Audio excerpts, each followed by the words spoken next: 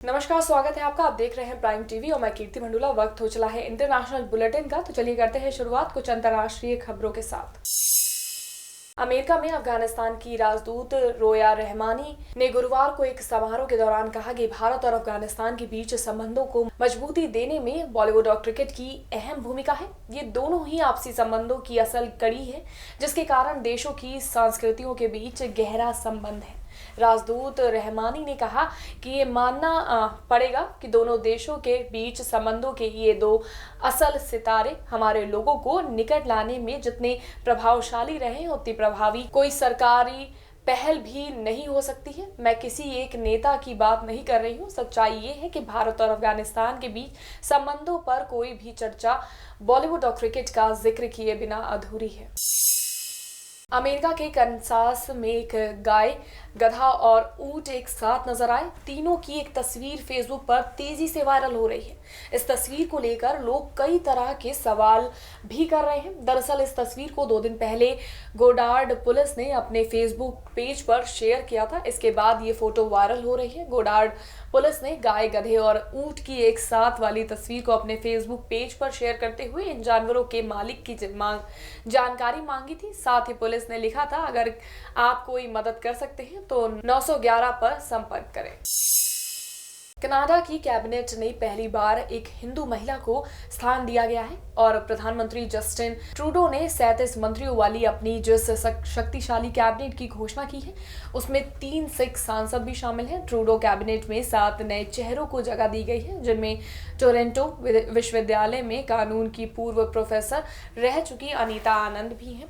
Cabinet में भारतीय मूल के 3 अन्य सांसदों सभी सिख, नवदीप बैंस, बरदीश छग्गर और हरजीत सज्जन को शामिल किया गया है। आनंद ओटारियो में ओकविले का प्रतिनिधित्व करती हैं। वो 2 नवनिर्वाचित मंत्रियों में से एक हैं। अक्टूबर में हुए संघीय चुनाव में वो 338 सीटों वाले हाउस ऑफ कॉमन्स के लिए पहली बार चुनी गई।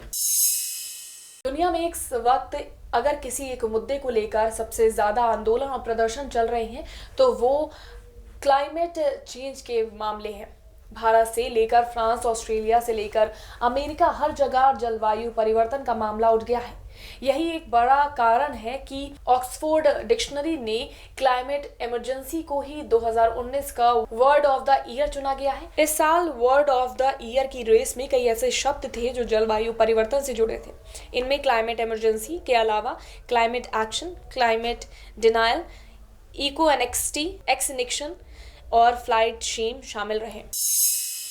कश्मीर में आर्टिकल 370 हटाए जाने के बाद अब जहां जनजीवन सामान्य हो गया है, हालात पहले से लगातार बेहतर हो रहे हैं। हर कोई कश्मीर में बदली फिजा के लिए मोदी सरकार की तारीफ कर रहा है। दुनिया के ज्यादातर देशों ने और खुद भारत ने कहा है कि कश्मीर एक आंतरिक मामला है।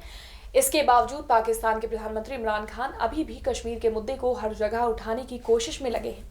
इसी सिलसिले में उन्होंने अमेरिका के राष्ट्रपति डोनाल्ड ट्रंप से बातचीत की। पाकिस्तान की ओर से जारी बयान में कहा गया है कि इमरान खान ने इस बात पर जोर दिया है कि राष्ट्रपति ट्रंप को कश्मीर मुद्दे के शांतिपूर्ण समाधान के लिए अपने प्रयासों को जारी रखना चाहिए। तिब्बती बौद्धिस्ट धर्मगुरु दलाई लामा के उत्तराधिकारी का चयन कुछ दिनों में होना है। इस मसले पर चीन और अमेरिका आमने सामने आ गए हैं। दलाई लामा के अधिकारी के मसले पर दोनों देशों में पैदा हुई खटास को साफ महसूस किया जा सकता है। दरअसल चीन का कहना है कि दलाई लामा का उत्तराधिकारी कौन होना चाहिए ये तय करने का अधिकार चीन को है, क्योंकि तिब्बत उसका हिस्सा है, लेकिन अमेरिका इससे इत्तेफाक नहीं रखता। श्रीलंका उच्च न्यायालय ने नवनिर्वाचित राष्ट्रपति गोटाबाया राजपक्षे को गुरुवार को भ्रष्टाचार के सभी आरोपों से मुक्त कर दिया और साथ ही उनके विदेश यात्रा करने पर लगा प्रतिबंध भी हटा दिया गया है। पश्चिमी प्रांत स्थित स्थायी उच्च न्यायालय ने राजपक्षे पर लगाया गया विदेश यात्रा प्रतिबंध हटा दिया है और अदालत के रजिस्ट्रार से राष्ट्रपति का जब्त पासपोर्ट लौटाने को कहा है। गोटबाया 29 नवंबर को अपनी पहली विदेश यात्रा भारत की करेंगे। प्रधानमंत्री नरेंद्र मोदी ने उन्हें भारत आने का निमंत्रण दिया था। ब्रिटेन की लेबर पार्टी ने आम चुनाव के लिए अपना घोषणा पत्र जारी किया है। इस घोषणा पत्र में देश के औपनिवेशिक अतीत का लेखा जोखा प्रस्तुत करने की शपथ लेने के साथ अमृतसर में जलियांवाला बाग हत्याकांड के लिए भारत से माफी मांगना शामिल है। बता दें, ब्रिटेन की पूर्व प्रधानमंत्री थेरेसा मे ने जलियांवाला बाग हत्याकांड के 100 साल पूरे होने पर अफसोस जताया था, लेकिन माफी नहीं मांगी थी।